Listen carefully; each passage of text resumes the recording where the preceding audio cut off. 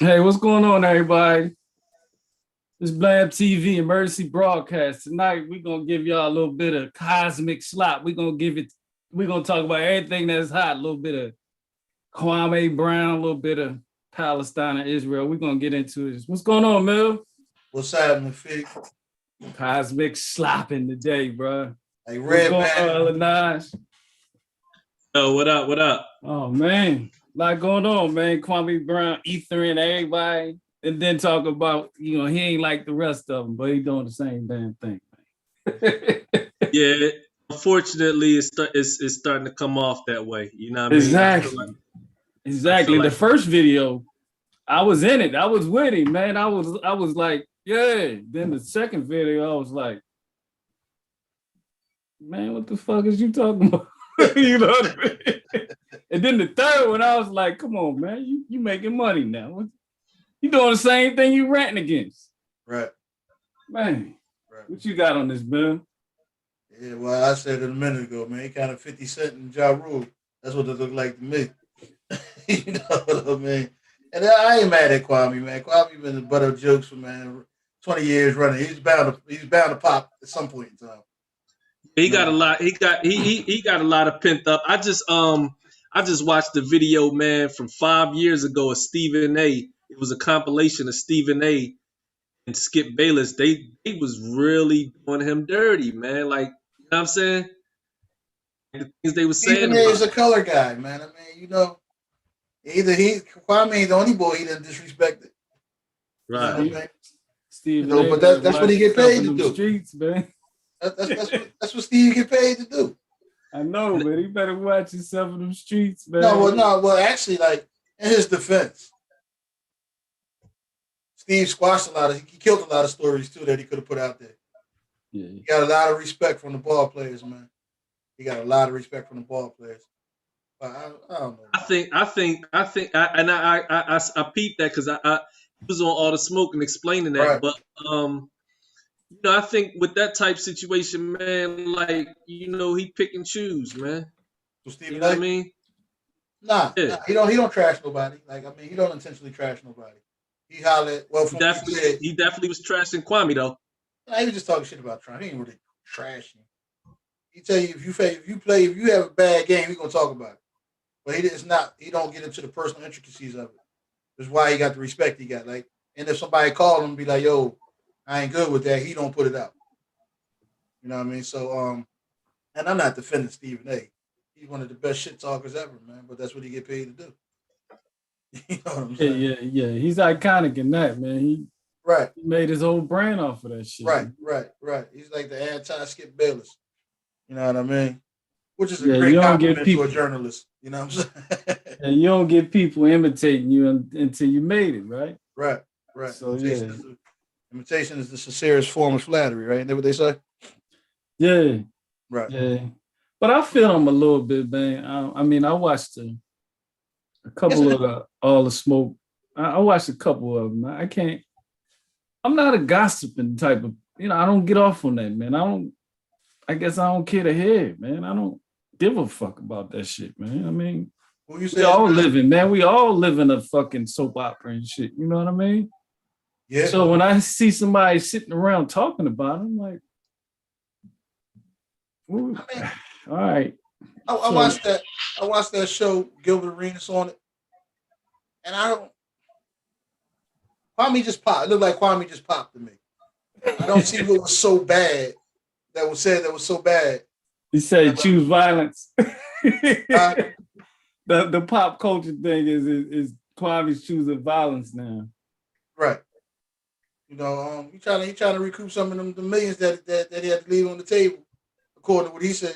Gilbert Arenas fucked him out of a lot of not fucked him, but you I know, believe that. I believe yeah, that. yeah. Well, yeah, pretty much fucked him out of a lot of cash. Like, you know what I'm saying? Yeah. And he ain't say nothing about it until until old boy started talking. He was like, Right, listen, right. it's the same mug, man, and that took money out of my pockets. So So they have yeah. falling out though, right? He said Jack is the same dude that was damn near crying every time Charles Oakley was some back. Yeah, he got personal, man. He got He real started personal, hitting back, man. but they his teammates, man. So he felt some kind of way about that. Yeah, he start hitting back, man. So It's all it's a lesson in that, though, man. Yeah. It's a lesson in that, and that's the lesson that we all know as men, man. Listen, man, if you part of a team, when I say team, like you hang out with a group of brothers and y'all all hanging out, man, and everybody start talking about the one dude all the time, and he's always the one dude everybody talking about. Man, you better watch your motherfucking back, man. He ain't gonna get tired of that shit, man. Fucking around, punch you in the mouth one day. You know what I mean? He gonna slide up on Mike Jordan, the old Mike Jordan, treat him. Yeah. Jordan old now, but Jordan was giving out. He was giving them out, man, when he was young, man. Shannon Sharp kind of found fault with that. Mike's approach. It's a hell of an approach, man. If you yeah, it's 18, 19-year-old kid. He's like, that's a hell way of too an much approach. pressure to be putting on him. He said Mike was wrong for that. You know what I mean? Yeah. You know, I kind of agree with it from that lens. I never looked at it from that lens. You know, but you talk about a 30-something-year-old man, and you know, Mike might have been 40. Was he in his 40s? Yeah, he was up there. Mike was at the tail end, man. Right, in Washington. So, like, you're talking about a guy that's trying to, you know, salvage his legacy and putting that pressure directly on an 18-year-old kid. Yeah. 18 years at North Carolina, bro. It's a hell of a lot of pressure to put on somebody, man. Yeah. Yeah. But I mean, I was just actually talking to Vu about this, man. Right. Kwame actually showed amazing fortitude to remain 13 seasons in the NBA. That's what it come down to. You know what I mean? And he spoke that he was, you know, dealing with a lot of injuries, man, that wasn't talked about. He spoke on it, man. Yeah. He said he had a lot of injuries that wasn't talked about. I mean, he has some valid touch points. Yeah, he spoke on it, man. He said it just like I was saying, man. You keep poking on somebody, man. After a while, they're gonna be like, man, listen, I ain't the one, man. That's when I was a kid. I ain't no kid no more, man. You know what I mean? That's what he said too. What was that Joe Pesci scene and what was that scene, man, when they stabbed the bull up, man, when he was in the bar and the bull kept calling him by something he was calling him when he was a young boy, and he was like, I ain't that dude no more, man. You know what I mean? Then they poked him up. Kwame said, Kwame, I'm 39 years old, bro. Yeah, man. That bullshit. This done ran its course. And that was the end of Pesci, that because he was a made man, right? That he couldn't do that to a made man. So they got him in the end, but the lesson in that is, man, you gotta be careful, man. I ain't that guy no more. You know what I mean? That's what Kwame telling everybody. Right. I ain't that guy no more, man. Time to let that go, pimpin'. Absolutely, man. So, but yeah, we on emergency broadcast called this cosmic slop, man. It's a lot of slop out here, man. A lot of slop. Slop. Yeah, you ain't really get a chance to get in there. My bad, man. On the Kwame situation, you tried to jump in a couple times. I think, you know, I might have been a little strong, in my opinion. Oh no, I agree with you 100%. Like at the end of the day, like I told you I just finished watching one of his videos, and at a certain point, I just felt like it was getting redundant. You know what I mean? And it goes back to the whole, like, at the end of the day, is like I always say, man, niggas beefing with niggas. That's the trend right now. You know what I'm saying? You know, and the way YouTube algorithms work and all that, to me, none of this shit is accidental. If I make a video shitting on Umar Johnson, we're going to get 15,000 views before the night is over.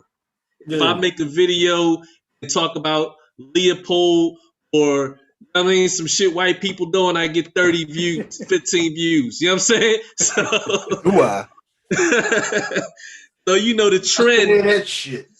Yeah, so the trend is to shit on each other right now. And even though I feel like he's making some valid points, you know, what it come down to is, like I said a minute ago, man, he put out a video to get 150,000 views. He get money off of it. It motivates you to go back and do it again. So that's why we seeing this trend from Jaguar, right, Kwame and all of that. Now, to his credit, what I did appreciate is that he's shitting on the people that have already built their careers on shitting on people. Exactly. So I can respect that part. But again, when you summarize it all, it's all the same shit. You know what I mean? And I'm just tired of this trend where we got to shit on each other to get views, to get numbers. I've seen it all throughout hip hop, and now everything is digital. You're doing the same thing to us now. If you want to get views, quick, shit on somebody. Black. Listen, man, Mill, you said it. You gave the ultimate example.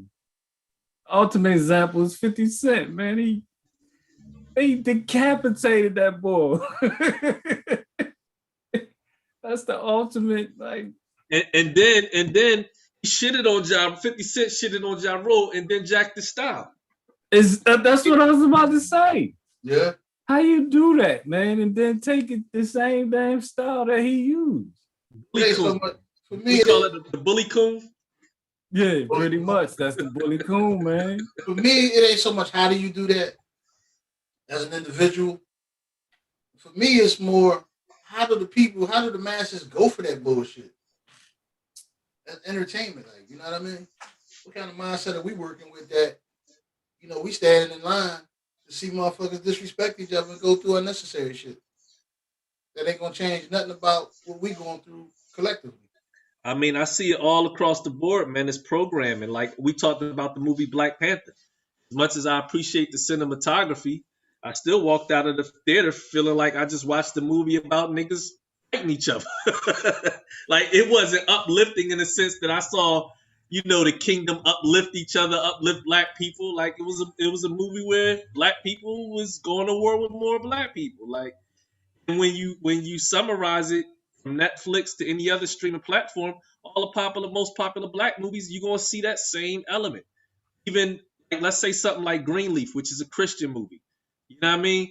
Anything you do, you gotta put that element where we shitting on each other in order to make it interesting. You Even see my eyes when he said that Greenleaf, I'm like, oh, here we go.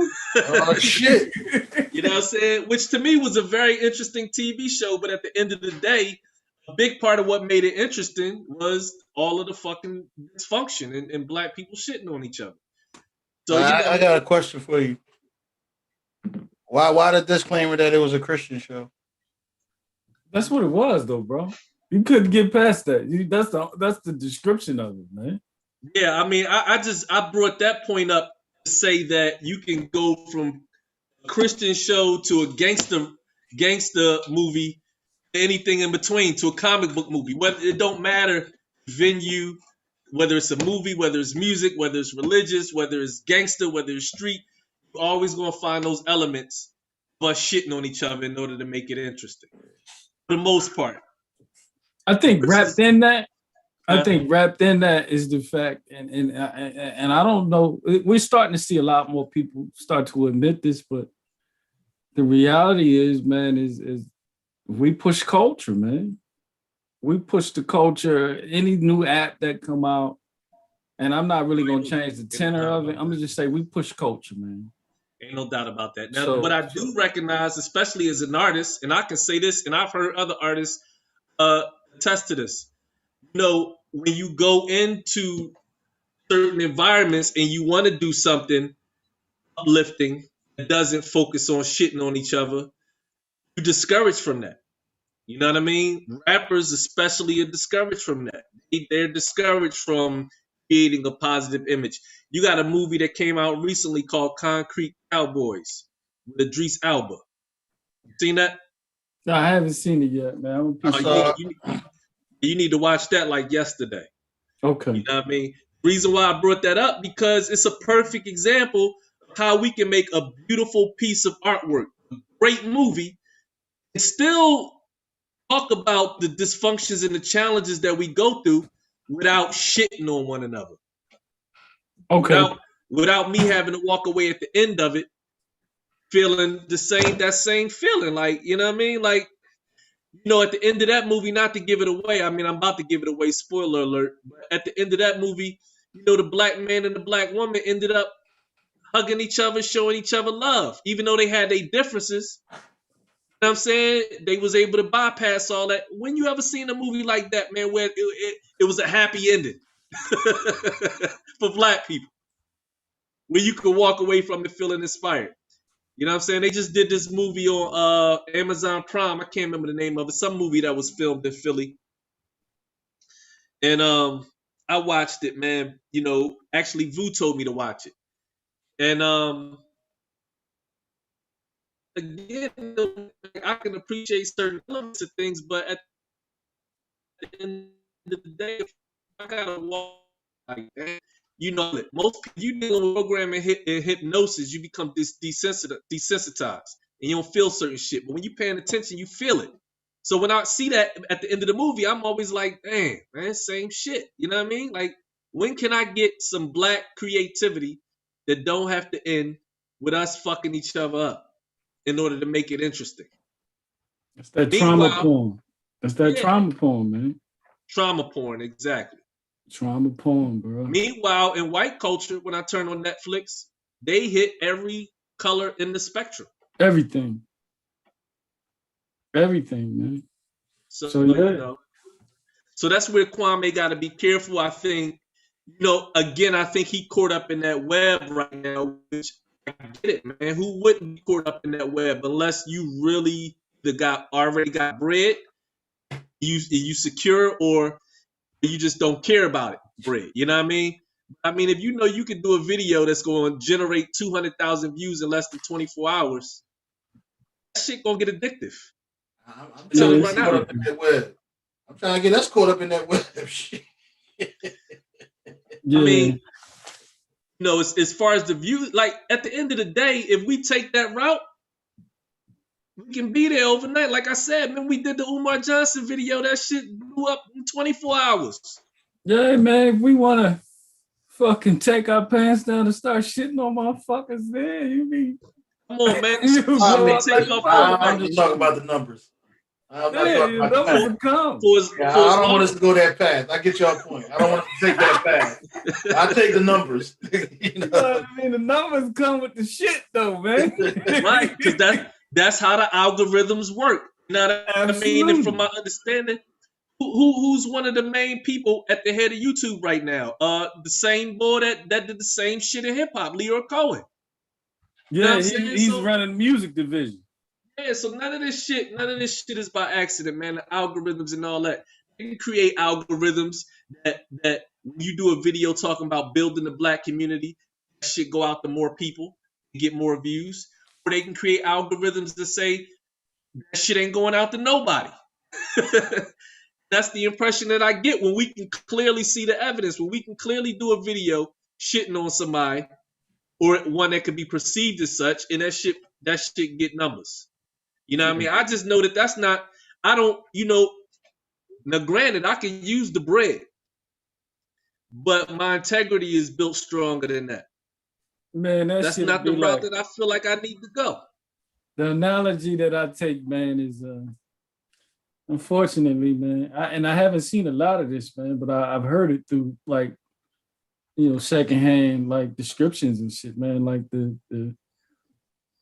symptoms of heroin, man. Motherfuckers, you know, basically shit they pants, right?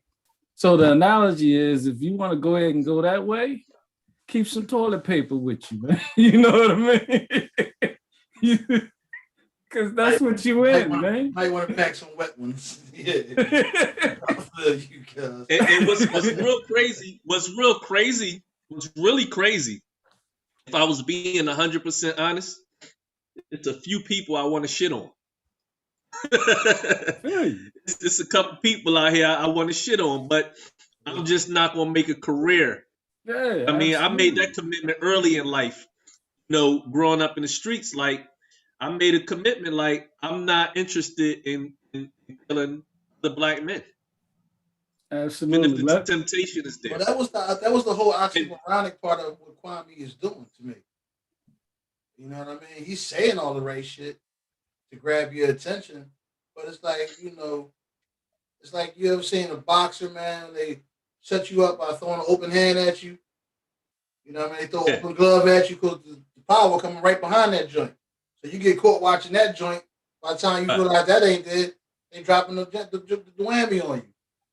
You know, and I don't know if he's doing that intentionally, but that's what's happening. I don't really understand where he's going. I mean, to his credit, I will say he's acting out of self-defense from what I see. Nah, he's acting emotional. So, I mean, at this point, it's starting to overextend itself. But initially, it started off as an act of self-defense. The man been quiet for 10 years. He been getting shitted on his whole career, and he finally decided to speak up. I say that to say that, you know, if somebody tried to harm me, my perspective might change. I get all of that. I don't have a problem with him speaking up for himself. It's his method, man, for me. It remind me of who you going at. Remind me of when Jay dissed Nas. Nas never dissed nobody. Nas was minding his own fucking business, and then Jay dissed Nas, and he like, what? You of all people, and then just murdered him. Then he came Ether. Right. You know what I'm saying? So that's pretty you much don't know the apex battle rap in the current past. I'm sure Rakim, Chris, you know, some other cats came, maybe got some shit just as hot and just as tight as that on the battle tip. But Ether, woo. Yeah, that's but anyway, yeah. I mean, but my point is, man, is like when you know you don't bother nobody. I was just saying this yesterday to somebody, man. You know, when you know you don't bother nobody, and then somebody come at you the wrong way, it's different when you that type of person that don't bother nobody, man. Like when I was a young boy, man, everybody knew I ain't bother nobody. So I had a situation where somebody in the neighborhood tried to kill me. You know what I mean? So when word got out that this boy was trying to kill me, everybody knew that I ain't bother nobody. So all it took was a phone call, and ever since then, when the boy see me, it smiles and handshakes. You know what I mean? Not because I was on some tough guy shit, but people just knew that I ain't bother nobody. So it made it an even bigger response, an even bigger event. And that's what happened with Nas. Nas ain't bother nobody. Kwame, he wasn't bothering nobody. So now you done woke up a sleeping giant. Well, yeah, you know, it's a little deeper than that too, you know, because Nas was going through his mother's passing at that time too. You know what I mean? Then he was a little bit in mourning. That too. He's lost his mom. And that's when they decided to, you know, put out the sneak attack on him. I mean, so he was he was coming from a heavy place, man. And you know, most people that don't bother nobody usually going through some shit or have been through some shit. Now they got a new this close away from popping. You know what I'm saying? Right. That fucking close. You gotta pull that shit back every day. And now they got a focal point to put all their energy into, man. Right. The problem is for anybody, even if you the type that don't bother nobody, when that switch is flipped, it's hard. How you come back? Yeah, how you come back, right? You gotta be strong. Yeah, how you come back? You gotta be mentally strong. You know, and what I appreciated about Kwame was his articulation. You know what I mean? I mean, he used a lot of niggas and a lot of curses and stuff like that, but it wasn't like belligerent. He was irritated. You know what I mean? He was emotional about it. I hear him dropping terms like, you know, effeminization. I mean, you know, and he's, to me, some of his ranting was kind of feminine to me. Came off like, you know, kind of feminine to me. Bill, you got, man, I ain't never heard you. You always call a motherfucker a homo, though, man. No, I'm not calling him a homo. No, I'm not calling him a homo. I'm talking about. I had so many like this debates with him. I'm like, man, that dude ain't gay, man. Yeah, that's not what I'm saying. I'm like that. He was talking about Matt Barnes and Steven Jackson being effeminized and using, you know, feminine energy to do what they're doing. And I think he jumped right into that same pot with them. If that's what he think they're doing, he jumped right in there with him. That's what I Yeah, mean he a by lot of feminine. name calling and shit. That's what I mean by feminine. I don't mean his sexuality. Yeah. Yeah, I a mean, lot of that's what I'm bitches saying. Well, and all that's a that stuff. lesson that to me that's a lesson that comes with maturity. It's a lesson that I had to learn that when a wise man argues with a fool, the onlooker can't tell them apart. And That's so Exactly. I where had we to at learn now like with Kwame. We can't tell where he at now. Mel, you just right, spoke on. Yeah, because he yeah, was the feminine energy. You know what I mean? yeah, And I mean, all of us. That's which what we were raised with. That's what we was raised with, man. I know. I came from a single mother household. You know what I mean? I'm not saying everybody did, but the bulk of our community is single female headed households, right? So we learning Yeah, my how to pops was around, but you know, yeah, so we learning for how the to deal most with our part, yeah. For the we most learning part. how to process and deal with our emotions from a woman. And we never really get the man side until we become a man. And it puts us at a disadvantage. You know, big up to our mothers. I mean, of course they did what they had to do. I'm not putting any blame there. Well, I think the difference for us, I mean, maybe not the younger brothers that's coming up now, is that we had strong brothers in the community that we could kind of emulate in terms of manhood and masculinity. We had surrogates, right. yes. Yeah, a lot of that. Yeah, You we know. definitely had surrogates.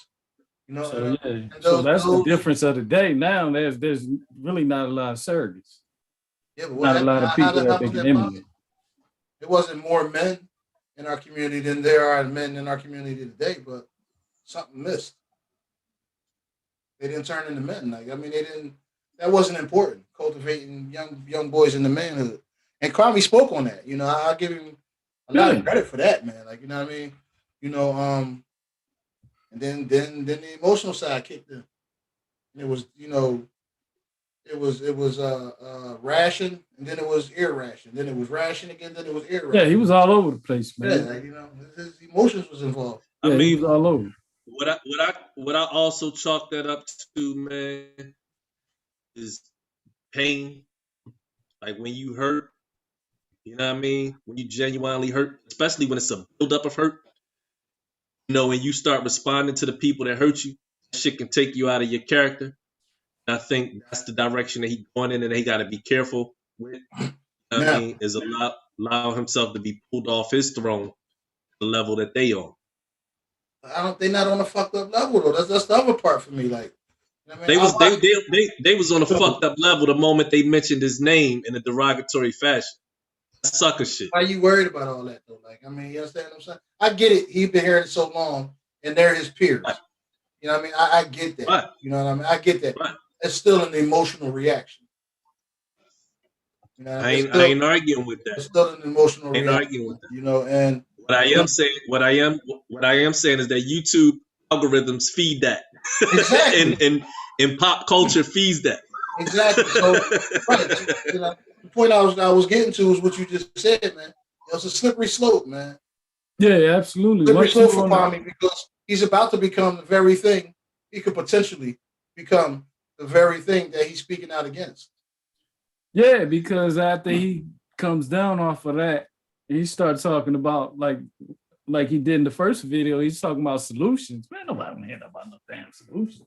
They gonna Right, turn, right, you know what I mean? right. Now You your Yeah, numbers know? gonna go down. Yeah. They gonna turn their back, man. They gonna go that way. Right, You right. like, but you damn, know man. what? You know what? Too, I was very. He did. He talked a lot of shit. What he called Matt Barnes, Becky with the. Oh, he was getting him, man. He made the boys take He called notice. him he called him finger waves. Yeah, Yeah, man. Oh man, that was funny, man. he called Gilbert a valley boy. He called everybody. He pulled everybody. Well, he know Gilbert and Stacks personally. You know what I mean, like I said, they were teammates. So Oh yeah, he got intimate he information on him, he man. went in on them, man. Yeah, and I think again, man. All right, yeah, you got some shit to tell. It was entertaining. It was You know what I very mean? entertaining, The man. message is just a little too jagged for me. I don't know what message he's trying to say. You know what I mean? But some of his possible solutions were cool. And Matt Barnes invited him on All the Smoke on the podcast. That wasn't no peaceful invitation. Don't matter. They gonna fight on the podcast? No. Man, And listen, Kwame was man, talking a lot listen. of. We live it. This is all show business, man. I get that, but Kwame was talking about them hands, man. He Man, kept talking about how fast his hands was. that was in the invitation that Barnes put out too. He said we can box I think that was a before, defense. during, or after. That's what he said. Yeah. He said, I'm definitely with the shit. Oh yeah. So I'm definitely with the shit. they all talking about, non-peaceful solutions. Well, man said we can box. You know what I mean? We can do it before the show, after the show, however you want to do it. But you definitely got something to say. So, come on the show, we can talk about it like men. Man, well, Kwame's message is basically keep my name out your mouth. That's what I got from it. Kwame was talking about beating niggas up, man. You must have missed that part.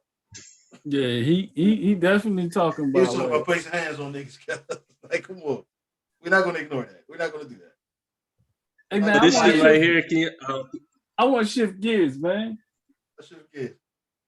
All right. Paul Mooney, man, he just passed, man. What y'all think about Paul, man? Where y'all put him at in the lexicon of like comics, man? Because to me, I seen him live, man. Well, I mean, the comic is no doubt that he and that's a privilege, I think, to seeing him live. I say that because there's no doubt as a comic he made his mark. His shit was legendary. I've been going back listening to some of his shit, and I didn't even know he was banging on white folks the way he was. And man, forever. That's all he did. You know what I mean? Yeah. That's all he did. You know, so I respect that, man, and I hate to go where I'm about to go because all right. Let me see where. Let me get ready. Where you going? Right, it's a fine line between appreciating people's work and a personal life. You know what I mean? I can't. It's really tough to try to scrutinize everybody's personal life, but it ain't even about that. That's not where I'm going with it. What I am saying is that it's head hunting season on any and all pedophiles this year. Like, you know what I'm saying? And I don't have any factual information, so I'm not really like. That's a big thing too. They don't know. They say, but they don't know. I mean, at the end of the day, Richard Pryor's son is said to have come out and said that the man molested him when he was a child. Okay. Now, you don't say that. You don't say that haphazardly. Yeah, grown ass man ain't going. It's unlikely that a grown ass man. Yeah, you don't bring that out. 40 years later, going to accuse another grown ass man of sexually. That's just not the world we live in. You know what I'm saying? I didn't know he said it. I got a problem with the window of time. Like, why now? I never asked that question when it comes to child molestation. Okay. Because I still have stories that I haven't talked about. Okay. So I know what that's like. Okay. And that's a real, man. People bury, they bury that shit for a reason, man. Okay. So yeah, I'm kind of with you on that. I don't. And I've talked to plenty of young people, man, that got stories. Alien topic for me, like, you know what I mean. Outside a couple females that I know, I don't know anybody who told me that they've been right. Job. You know what I mean? Yeah, I mean, just in my line of work, man. Like in my line of work, that type of trust is established, and that's what I find. A lot of people don't talk about it unless they come to a point or an environment where they dealing with somebody where they feel they can be that open with. You know what I mean? And I've been able, my work, I've established those type of relationships where I've had people, they needed to get that out. You know what I'm saying? And then there's situations like I said, some of my experiences I don't talk about because of the repercussions and the shit that is going to bring in the shitstorm will cause in my family and all of that. You know what I mean? And I've seen people with them kind of stories who don't want to bring it up 40 years later, 30 years later, whatever the case may be. You know what I'm saying? Because of the shitstorm that it can cause, and they don't want to see nobody hurt. I've had conversations with people where I was like, yo, bring that shit out in the open. They brought it out in the open, and the person that molested her, the family damn near killed them. Beat the shit out of them. You know what I'm saying? So, I mean, it's different. It's different for everybody, man. So I when it comes to people not bringing it up, you know, I get that, man. You know what I'm saying? Yeah, I'm not challenging. I'm kind of with you on that, Fig. Like, that's not something you just jump out and open with. You know what I mean? So No, the fact that it no. probably did happen is highly likely. You know He, what I mean? man probably held that shit for years, man. Yeah, that's I mean, You know, it's it's the no iconic. doubt. There's no doubt that they came up in a time where, man, they was on some super freak shit back in the day. Anyway, you know what I mean? All them boys, Richard Pryor. I mean, Richard Pryor talk about giving head to a man in his stand-up comedy. You know what I'm He saying? does, man, and we don't. We well, there's a we revere him, so we don't even think about him like that, right? Right. So On the roast of Richard Pryor, you know what I exactly, mean? I was about to bring that up, man. Go Yeah. ahead, go ahead. Yes, They sir. was very open about Paul Mooney being gay, Called you him know what I'm saying? Paulette, man. Yeah, right. he also So said the first time he had sex. What did he say? First time he did something with Paul Mooney, something sexual. yeah, now On just the because road. you gay, don't necessarily have to make you a child predator. Right, But right, right. I mean, whether you gay or not, man, you know what I mean? If you lack a certain level of sexual discipline and the door is open, you know what I mean? A lot of people don't mind walking through that door, man. If the circumstance, if they feel like if there are no consequences that come with it, especially back then, the consequences, the consequence of molesting a child ain't that heavy nowadays. Back then, it was definitely easy to sweep that shit under the carpet. So let me jump in here real quick and say, why would it be heavy now? That's always been what predicate why, and that's always been a mainstay in certain cultures that are now shaped this culture. Why would it be viewed as deviant? Say that again, I'm sorry. I said, why would it be viewed as deviant in certain cultures that was the norm? And those cultures, Pedophilia? yes, and those cultures are what shaped this current culture that we live in now. So why would you expect a harsh penalty to be, you know, coming behind something like that? That's what's always been done. Yeah, yeah. I mean, they passing laws right now legalizing pedophilia. You know what I Absolutely, mean? absolutely. So the only consequences ever really seem to have come from us when we chase them crazy ball heads out of town. You know what I'm saying? So I mean that's the direction we going. Seem like we going in. You know what I mean? Where pedophilia is acceptable once again. Well, Like a I lot of said, stuff is acceptable, man. yeah. So I didn't as a journalist, one thing that's important for me, like when I hear these kind of stories, I try to find like I like to hear the person say it out their mouth. It's a difference between reading the article and actually visually seeing the person say that. That's not to say that Richard Pryor's son didn't say it. I'm just making the point that I've read an article about it. You know what I mean? So we can be clear about that because it's a sensitive subject and I don't like to put accusations out there that aren't true. But let's just say that when you ask me about Paul Mooney, while on one hand I can acknowledge his genius, on another hand, I ain't letting no pedophiles slide right now.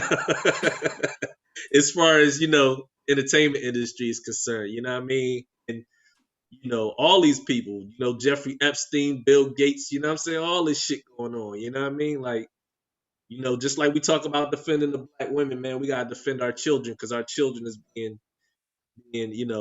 exploited and felt up when our backs is turned. Yeah. So for me, how do I feel about Paul Mooney? Right. Much of a similar mindset. I can respect his genius. You know what I mean? But I'm very cautious about who they make our heroes and icons. You know what I mean? I'm very cautious in accepting who they put in front of us as heroic or iconic. You know what I mean? Because they're normally not telling the complete or whole story. You know what I mean? And again, I respect his body of work. He's one of the most brilliant writers probably in history of being a comedic writer. You know what I'm saying? But there's a whole other Paul Mooney that's kind of been kept away from us. You know what I mean? You brought up the pedophilia. You know what I'm saying? That's why we just hearing about that now was my point. You know what I mean? That's something that I'm sure was common knowledge in some circles. You know what I mean? So he should have been exposed years ago for doing that instead of elevated. But in the good old boy network, that's how they get down. So he's kind of like, that might have been how he cut his teeth, so to speak. You know what I mean? So big up to Paul Mooney, man. You know what I mean? He's gonna be missed. I appreciated his brashness and talking about, white America. I appreciated that. Kind of James Baldwinish to me personally, but he put it out there, so I respect that. Well, he's got his own style of comedy that now is being emulated by Dave Chappelle. If you ask me, Emulated? I think that. Listen, man, I'm gonna say it. When I look at Dave, man, I'm not like sick to my stomach laughing. His shit is ironic. His shit is not like funny like that. His shit is like, you know what? Yeah, that's that kind of, thinking type shit. His shit is not really like funny to me now as he's gotten older. It's not knee slapping comedy. Right. As he's gotten older, he's clever. He's clever. He's a clever comic, which is what, if you look at Mooney was clever. He's a clever comic. He's talking about the queen and all her shit. You know what I mean? He's talking about white folks and all they shit. To me, sorry. I was about to say, to me, that's the pinnacle of comedy. Like, as I watch comedians evolve, Eddie Griffin did the same thing. Cat Williams even did the same thing. They go through this slapstick phase and then evolve to a point where they start using comedy to address real life issues. But because it's comedic, it's more discreet. They can say things. I think it's actually more in your face, though. I don't think it's no discretion at all. Well, the discretion is the comedic aspect of it. Being a comedian saying these things, that's what gives it a hint of discretion. You know what I'm saying? We're like, for example, perfect example. Paul Mooney did the joke about I hate white people. You know that joke where he said a kid smeared a white kid smeared chocolate icing on his face and got smacked. So he said, the punchline was I hate white people. Right? It was a funny ass joke. Yeah. Now, if I say I hate white people, I'm gonna get a whole different response. So when I say it was discreet or it was hidden behind the comedic aspect, it can say things because it's taken as comedy would normally be offensive. You know what I'm saying? Threatening. And it becomes non-threatening because it's coming from a comedian. But I do see what you're saying. Yeah, it is still in your face. You know what I mean? That's okay. That's a little different lens right there. You know what I mean? But yeah, I mean, I get it, man. He gets away with other people don't get away with.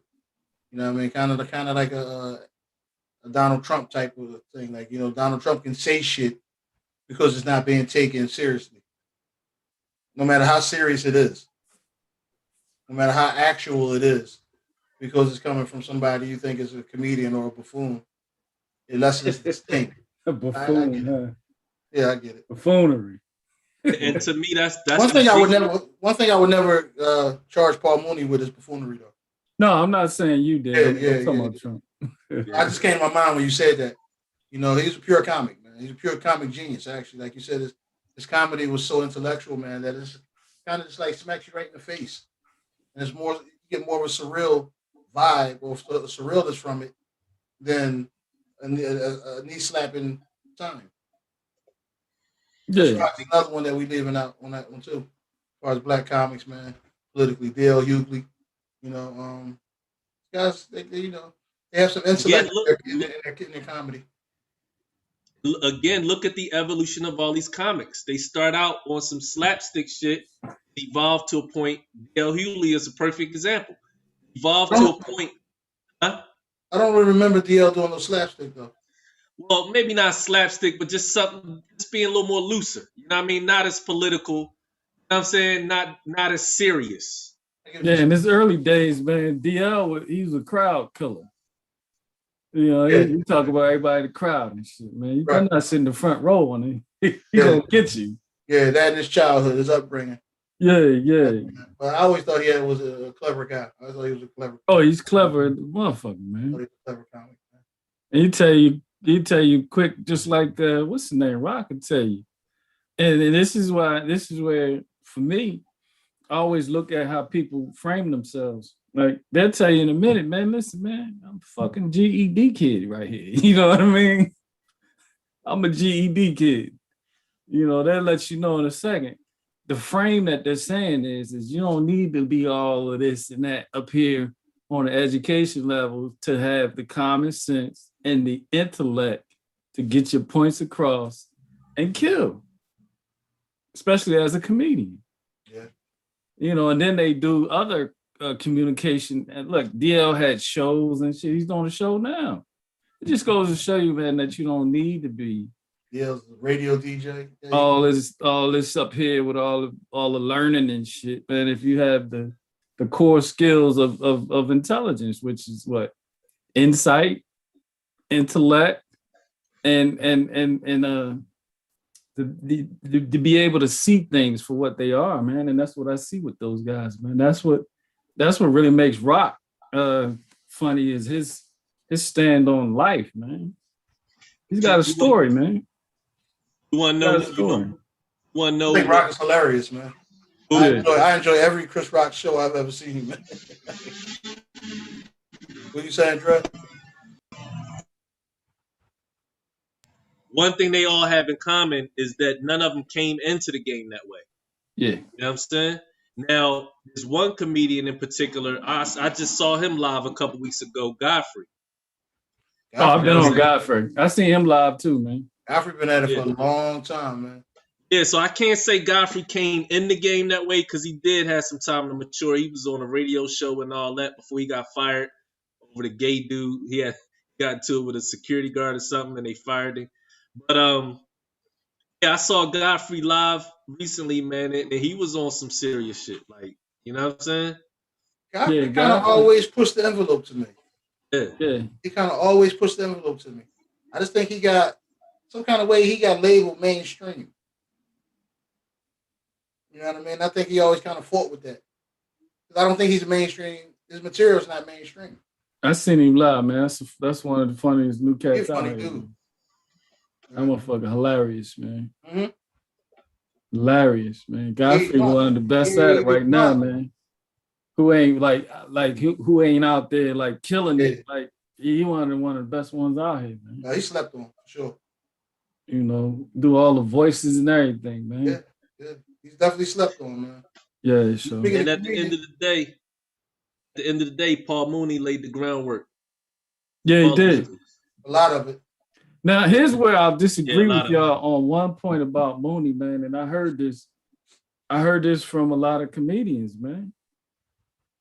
Paul Mooney didn't really write for a lot of people, man. He wrote for shows and stuff. He didn't write for comedians. He wrote for Richard Pryor. I mean, he didn't write all Richard's shit, though. I think he wrote for the Richard Pryor show. That's what I was about to say. He didn't write none of his comedy skits. None of his stand-up shit. That was all Rich. He wrote for that show. And remember, that show was only like a fucking half a season and shit. Yo, that show was genius, yo. It was genius, but we always framed Mooney as one of the best writers. He only wrote for that. I got you. You know, he didn't write none of Rich's shit. So let me put this out here to everybody now. He did not write for Rich. None of Rich's comedy shit, he didn't write for him. He did the writing on the show. The show was a half a season, iconic, historic show. He did writing for that show, and he did some writing for some other shows, but he didn't do writing for Rich. Right. Motherfuckers be out here, yeah, he wrote for, no, he didn't write for Richard Pryor's comedy shit. That shit, you could tell that shit was from Rich's. He would drop in the Mudbone in a minute. Then he would play the drunk, you know, where he would do a whole skit where he would just be standing there like this. And then he would break out with some, you know, some shit, some off-the-cuff shit. So yeah, man, Mooney didn't write none of that, man. That was straight from Richard Pryor. Yeah. True legend in comedy. And that's what I say, like, that's what I was meaning when I say, like, I respect Paul Mooney's body of work. Oh yeah, But I'm very cautious at who they give me as an icon. I Who they feel kind you. of make an icon. You know what I mean? Can you imagine being around them jokers, man? Yeah. Actually, I could. Rich, Yeah. Mooney, all them weird motherfuckers with all these, Well, maybe shit. not. Like, you know, I mean, we ain't hanging out. Like, we call this shit cosmic slop. That's slop right there for real, man. I would Hanging have up partied them with them boys. niggas. Like, ain't no way in hell I would have went to the party with them. Especially in the 70s, the way the motherfuckers dressed in the 70s with them skin tight pants and all that shit, man. That shit is crazy. I mean, let's keep. Well, I ain't gonna even do that to Rich, but Rich. No, I ain't going there either. I'm just saying that's a weird hang right there, man. yeah. It wouldn't be a long one for me. I get your point. That's a weird hang right there, for real, man. We gonna go hang out with Richard Pryor and Paul Mooney. I'm cool, cuz. You think hanging out with Eddie was much different? No, Eddie in that they all same hung light. together. What you mean? That's what I'm saying. Eddie, Especially Eddie when he was hanging out with motherfucking Rick James. Eddie was hanging out with Rick James. Bam, I just saw a picture with Arsenio Hall, Eddie Murphy, Paul Mooney, not Richard Pryor, Damon Wayans. I get what you're saying. That shit look like a box of Fruity Pebbles. Yeah. Well, it was.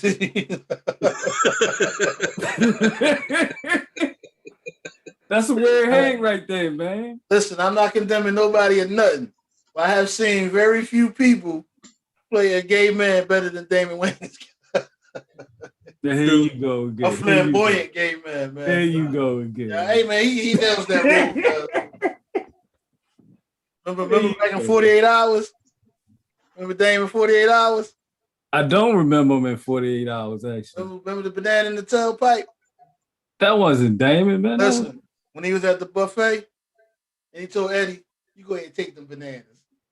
You watched that shit. Man, I don't even remember that shit, man. Yeah, that was Damon. All right, man. He gave Eddie the banana stick in the tailpipe. Oh, shit. I didn't even remember the irony in that joke. All right, how about that? You know what I mean? Yeah. Now that you I gotta go see that scene now, man. Just because I didn't know he was in the motherfucking movie, man. Yeah. Dang. He was a waiter. He played the waiter that day. But yeah, that's some strange bedfellows to say the least. I mean. Damn, man. I mean, they some very strange bedfellows. That's a weird hang, man. Fuck that. A box of Fruity Pebbles. Listen, man. I can imagine what that picture looked like, but. Hey, listen, man. Before we get off the comedian, same thing I'm thinking. What's the boy that do the DMX the best DMX imitation? Was it start with an A? I know you're talking about. Okay, I don't know his name. Oh, his name is Ari Spears. Ari Spears was saying because we talking about weird hangs. I bring it up because of weird hangs, right? He was saying that the only reason why, and I kind of believe him a little bit. He said the only reason why he ain't as popular as all the rest of these boys, because he's talented. The boy's talented. I give him that. He's saying because he ain't the type of guy that's gonna go to Eddie's house and fucking clean his carpets and laugh at all his jokes and shit and do all his bad, all the dumb shit that other comedians do to be around Eddie and shit and get the crumbs and shit. So I believe him, man. I believe him, man. That's how that shit works, man. You gotta be strange bedfellows with motherfuckers just to get on, man. It's true. Okay. It's true. Yeah, gotta be strange bedfellow, man. Well, that's the industry, man. Unfortunately, that's the industry. Yeah, absolutely. Absolutely, man. So we got to talk about this, fellas. We got to. It's in our faces, man. Isreal. Yeah, man. No, this is. I mean, we've been laughing and joking about this Kwame Brown shit, and then a little bit of Mooney, but brothers, This shit is crazy, man. I seen just the footage of the viewpoint was like a city block. Like, we all from the city. We ain't seen the move shit. But this is every fucking year for this shit in Israel. Where they dropping bombs and shit, man. Shit is crazy, man. Crazy, man.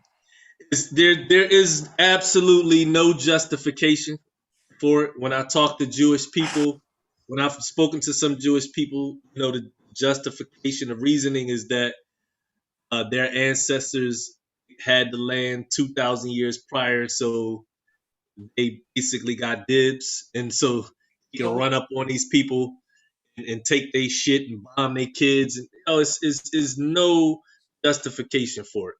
And So you know what I'm saying? In South Africa, they had apartheid. White people took black people shit, took all the best parts of the land, left black people fucked up out there. When black people rose up and started killing white folks, then it was a problem. Yeah, that's Keenan and Robert Townsend in that picture. Yeah. Yeah, okay. Oh, my bad. I mean, so you said they're telling you that their ancestors occupied that land 2,000 years ago, and that's why That's the reason. Right. That's the Zionist philosophy is that according to my understanding and what I've been told is that they had it's their birthright to claim the land. So they're claiming that they come from indigenous people that look like you and I. No, they're not saying that at all. They said they got a religious right to the land. Birthright, almost shit. A religious birthright means to that the you're land. people from that region, right? From that land, right? Yeah, I mean, yeah. You correctly? That goes into the whole Semitic thing. So if we go on 2,000 years in the past, what did the people look like who inhabited that land? I'm pretty sure they look like the Jews that's over there now. Yeah. We all picking up what you dropping, but he just telling you what the Jewish people are saying. Yeah, I'm already there with you, bro. I'm there with you. Exactly. That's interesting to me. My point is, if that's going to be the reasoning, then when South Africans stand up against apartheid and start taking back their shit, don't cry about it. When black people in America start taking back their shit, don't cry about it. When the indigenous people in Australia start taking back their shit, don't cry about it. But the point that I'm making is none of those people are out here bombing other people's kids. Because they don't have the connections in the Jews. And even if they did, they wouldn't. See, this is my thing, man. If somebody steals something from me, I'm going to go to the person that stole something from me. I'm not going to go bomb his kids. That's not going to be my first reaction. So if Israel feel threatened by Hamas, I'm 43. They've been saying that since I've been born, since at least the 40s. At what point do y'all, Hamas can't be greater than y'all? Yeah, I mean, they got the bombs, they got the missiles. At what point do you deal with your threat? There's no justification in my mind that says it's okay to bomb kids, little kids, and terrorize women and just blow people's shit up, innocent people. Like, at what point we go to war and just start killing civilians? It's like, well, I'm speaking generally, of course. I know how we feel about that word "we."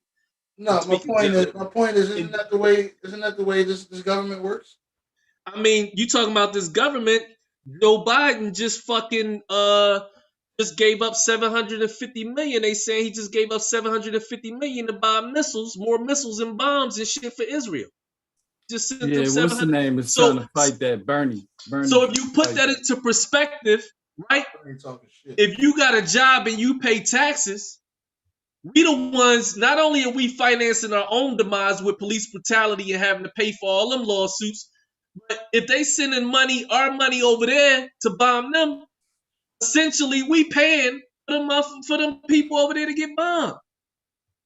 Along with the debt of all the prior bombings. Yeah, it's a vicious thing, man. You know what I mean? So, when I was going with the we is, I'm glad you broke that down because people don't even realize that they're blindly playing a part in that. Well, the silence as well, man. We not even talking about the silence of this, man. And you don't really like, you don't hear a cauldron call that's saying, man, what the fuck is going on over there?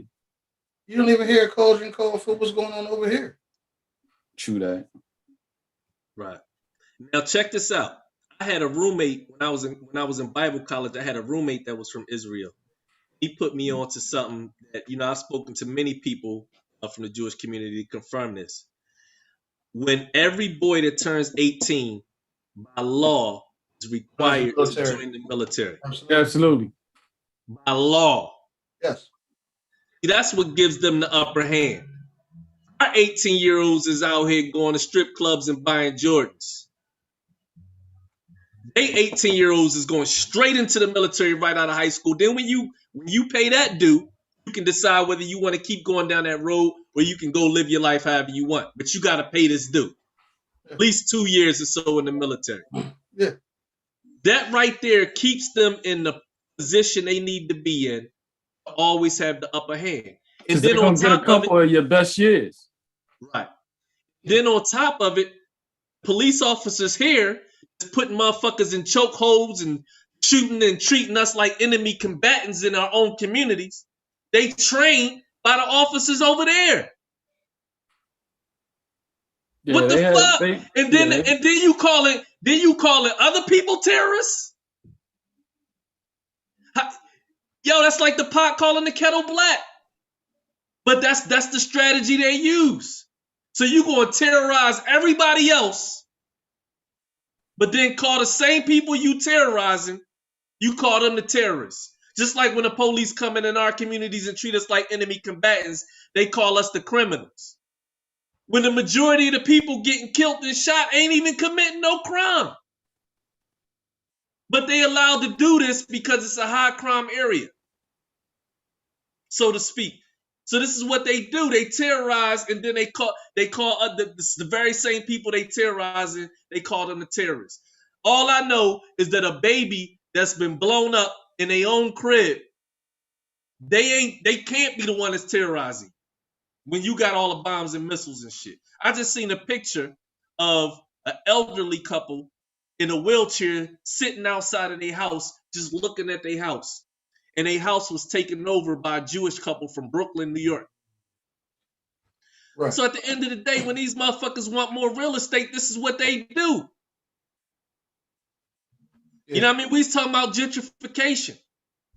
Gentrification can't, they call it urban revitalization. They give it really nice names. Yeah, you can't revitalize something unless there's a need for it to be revitalized, which means I got to come in and fuck it up.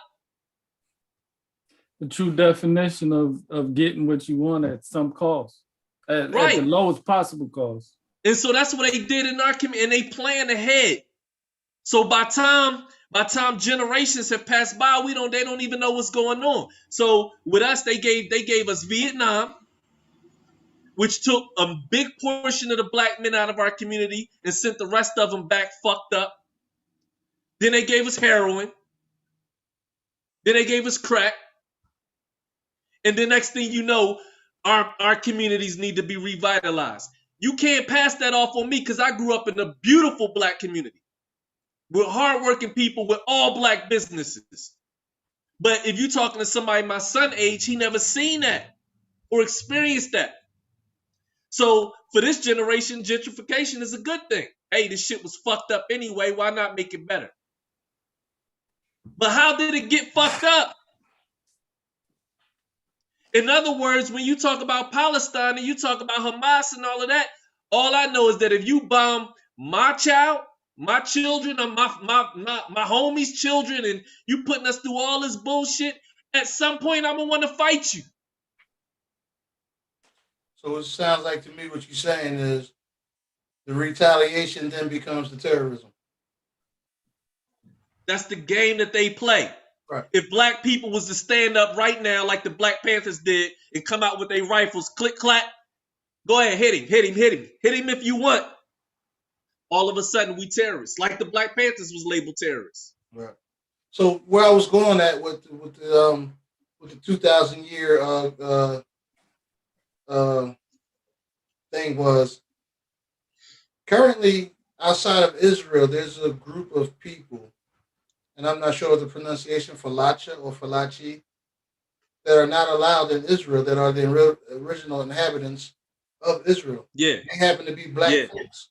So when they yeah, say yeah, this is their land by religious and or birthright, like, are they claiming that they're claiming indigenous blood? yeah. If you're Essentially, going back 2,000 years, you got to say that you came from a black person. But you yeah, got your cousins. If that's the case, you got your kinfolk that you're not allowing into this citadel. but they don't want to have that conversation. No, they don't. Nor do they want to bring up the fact that a lot of them migrated from Russia. Nor do they want to bring up the fact that the British came in and took over Palestine. This is conversations that nobody want to have. It's all warfare, and it's an old saying that goes, "If you want to know who you rule by, find out who you can't criticize." Yeah, I just saw that post. You put that up.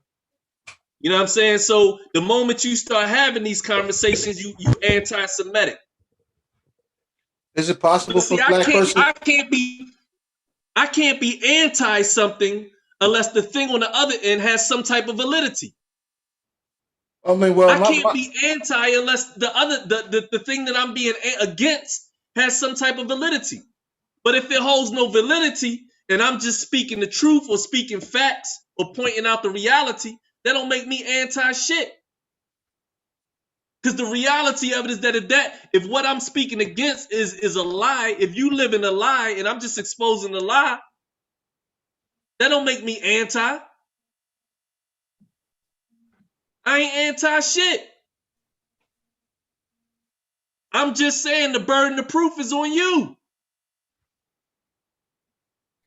But the reality of it is that we live in a different day and time where information is traveling faster. See, from the 40s up until now, you can create a lie and make it stick, and nobody can twist it. You couldn't gather information on it. Yeah, everybody got these things now. Yeah, so now we can gather information. I call it make me And we dumb. can exchange information. So it's harder for them to maintain the lie. Yeah, everybody's a reporter now, man. Yeah. So I know we did this in the previous show, but the definition of Semitic, relating to or denoting a family of languages that includes Hebrew, Arabic, Aramaic, and certain ancient languages as Phoenician, Akkadian, constituting the main subgroup of Afro-Asiatic families. Now, baby, stand up. My bad. My bad, man. Are you good?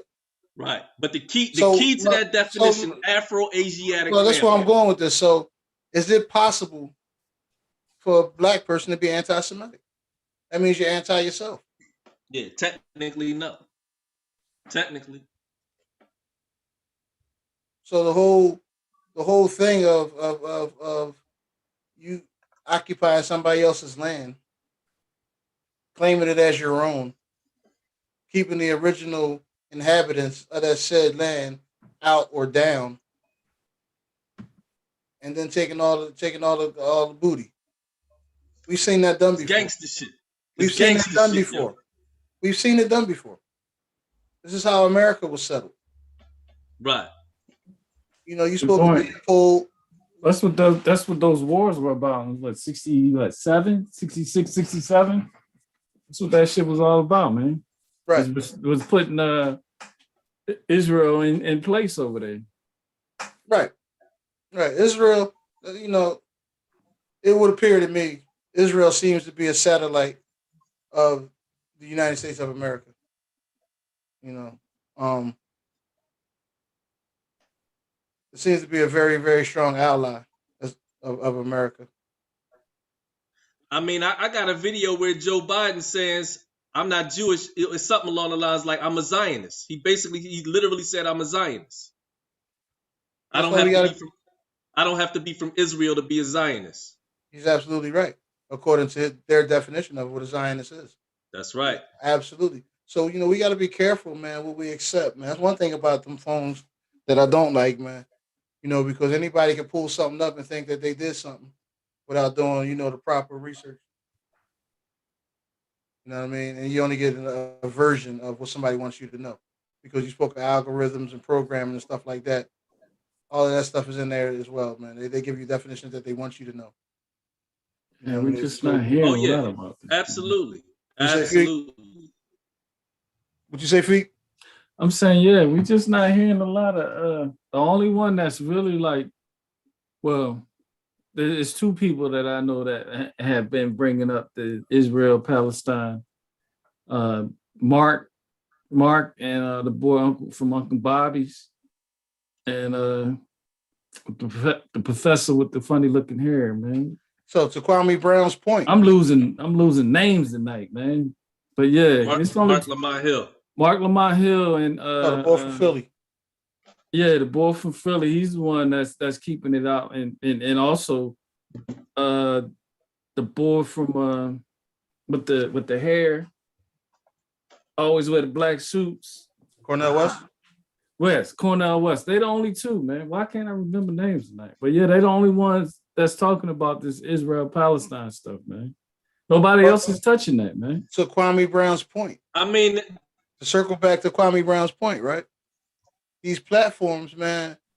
You know, if you're going to be successful, if you're going to be hot, you know, if you're going to monetize, pay to make some money from it and everything, you know, it's controlled by a certain people, a certain group of people, and they're going to tell you what's acceptable, what's not acceptable. And talking about Israel is not acceptable. I mean, nobody want to hear that shit. Who cares what's going on over there? I mean, according to how I came up, man, to me that's gangster shit. Like when you can't, if you say the wrong thing about somebody, that shit can get you killed. That's Oh yeah, gangster shit. it's definitely syndicated. It definitely comes from a syndicated nature. You know what I mean? You know, having said that, man, like America, like I said, has been operating. Let's just say in the Middle East alone for the last 30 years that I can remember. Easy. There's always a conflict that arises in the Middle East, right? And they, man, what? At one year, man, I noticed that they were bombing the Arabs, man, during Ramadan. Yeah, That's That was right. crazy to me. Like, you know what I mean? yeah, That was completely nuts to me. Like, you notice it's their holy season. yeah. Excellent sneak attack. They were tearing them out the fucking frame for like, what did they bomb? Like 14 days straight or something like that? Yep. Yeah, But we yeah, I don't mean, talk about that, man. I mean, come yeah, on, well, we're man. completely I mean, desensitized. Let me say this real quick. You know, we're completely desensitized to white oppression. yes, We are yes, completely desensitized to that. This is what we. What I'm saying is, we've grown to accept that as a norm. yes. I Yeah, agree. You we know what I'm become saying? apathetic. Okay, we could, yeah, We yeah, become apathetic, man. I yeah, get you. I yeah, get you. yeah. You And know, because it's been so normalized in our lives, man, like we just look at how it's trickled down to our own communities. Black cops ain't killing black people. Asian cops ain't killing black people. You know what I mean? I only see Latino cops ain't killing black people. yeah, So that's why I forth. got on y'all the other. Well, let me walk that back. I didn't get on y'all, but that's why I was telling y'all I don't watch none of them cop shits, man. Fuck that shit. I hear That that. normalizes that shit, man. Oh, definitely, it definitely does. You know what I mean? Uh-huh. Chicago PD and all that shit. You know what I mean? I The just whole want my bunch man. I'm of just like cop shows out here now, man. It I just just want my man normalized that Atwood to get a shit. girlfriend, man. Something. God damn. I'm going Here dirty, you go cuz. with that shit Nah, again. man. Everybody cheese except him and Voight. Yeah, Atwood had one that's girl. part of the narrative as well. Listen though, on to some crazy shit, right? Atwood had the one girl, right? He fell for the chick. He digging her. He wound up having to turn her in. I mean, he wound up saving her little brother, but that's his girl. He had to turn his girl in. That's crazy. right. And I hear what you're saying, Feek. The roles that they roll out for people that look like us on these shows, man, usually ain't worth a hill of beans. They try to make you strong. always make you a super moral motherfucker, right? You know what I mean? You super moral in the mug. This the white dude out there just apropos. Yes. Motherfucking marauding and shit. You got the moral barometer of Florida Evans. On another note, man, I seen I ain't catch that one. I seen a Jewish rabbi do a circumcision, then bend over and suck the blood off the baby's penis. Nah.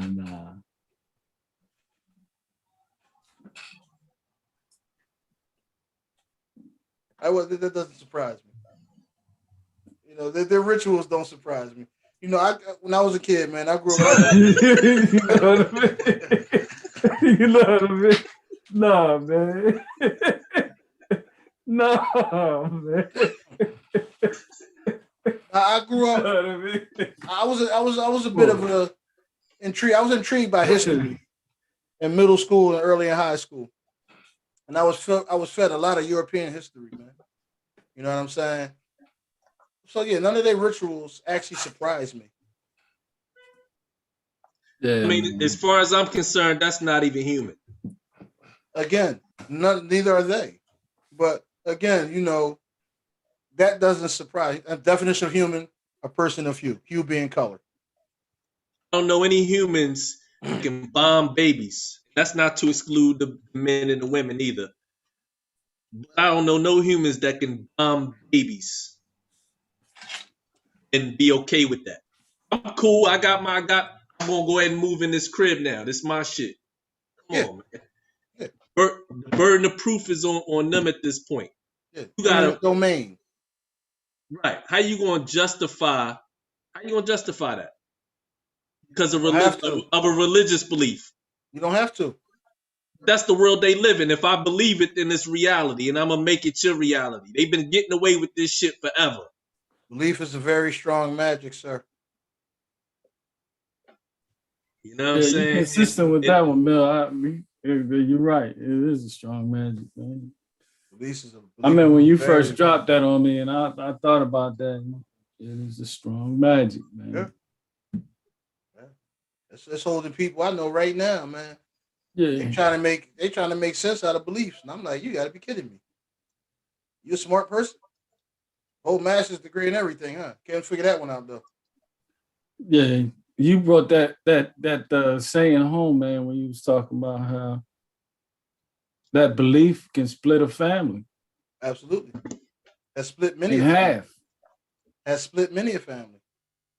I got family that's at odds with me right now over belief. Still love them, but that's your bad. That's your problem, ain't mine. I ain't stuck there. So because I believe my ancestors occupied this land 2,000 years ago, I can kill you and your whole family and come take your shit. Yeah, and I believe it's about time for the tables to turn. Well, that's why I was going with that. I believe the people who actually lived there, the descendants of the people who actually lived there 2,000 years ago, should take that shit back. I think one of these superpowers should come in and aid them. You know what I'm saying, and give them the tools and the training and the weaponry and the loyalty and the attachment that they need to do that and do that. But there's a problem with that because now the people that aid them are gonna want to be them next. See how that works? Psychology, for real. Psychology, man. Everybody want to be us. Everybody want to take what's out. I hate that we had to even step into that cosmic slop, man. Yeah.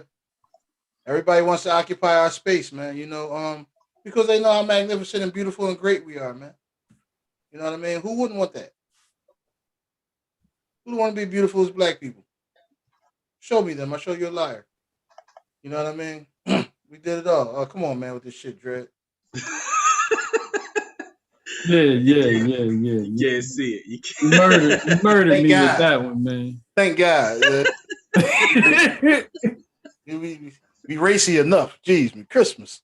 Yeah, you got me, man. When you put that up the other day, man, I was like, Lord, man. As my man Hemo would say, cheese and rice. What are you doing? I mean, it's just to show their culture, man, and their nature. And like I said, they've been getting away with this shit, man. But it's a different day and time, man. I mean, you know what I mean? if we talking about cultures, the way they elevated theirs was to suppress ours. Absolutely. You know what I mean? And that's why we sit in the positions that we sit in, man. We like what we are an oddity, man. We are a people that don't have a subculture. That's like the weirdest shit in the world to me, man. What is the subculture of black people in America? Black Americans, indigenous Americans. What's the subculture? Hip hop. Hip hop. That's fucked up. I'm older than hip hop. That can't be our subculture, man. What are you talking about? Hip That's hop.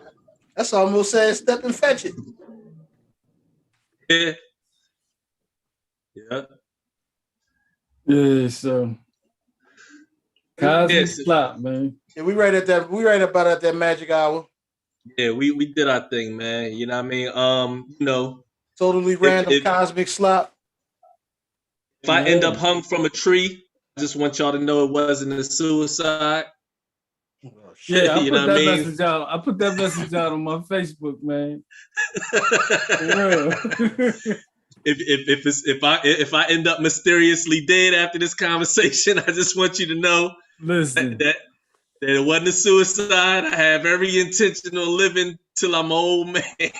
I told my people too, man. Listen, man, if I go out under some shady circumstances, don't hug my killer at the damn offices and shit. Do Wow. all that Don't do shit. that. I Don't do thought you that. said you was going to bed. Don't hug my killer, man. I thought you said you were going to bed. What are you doing? Come on. The fuck? Don't hug my killer, man. That's all I'm saying, man. Well, Yeah, on don't that stroke one. her hair and shit, man. Wow. Really? Don't get on TV talking about how much of a tragedy it was with Ben Crump and all them dudes. Fuck all Yeah. that. And I understand. And I forgive you. Yeah. Wow, man. What a send off. So on that note, man. What a send off. Yeah, on that note, right. On that note, let's just be clear that the goal is peace. We just being put in a position where we got to fight for it because it ain't being granted. It ain't being given to us. You know what I mean? Anything worth having, you got to fight for. So I don't feel no kind of way about that. You know what I'm saying? And I want peace for all human beings. Right. Absolutely. Having said that, man, we're gonna push out what we push out. Hope it's enjoyed. Hope it's received well. Hope it's understood or overstood more accurately. You know what I mean? No, like we're saying, nobody's promoting any kind of nefarious attacks on anybody because of belief systems, because of color, because of affiliation, attachment, whatever it is. We're peaceful people. Yes, we are. We just gotta talk about this, man. We just speak truth. Exactly. Gotta be talked about, man.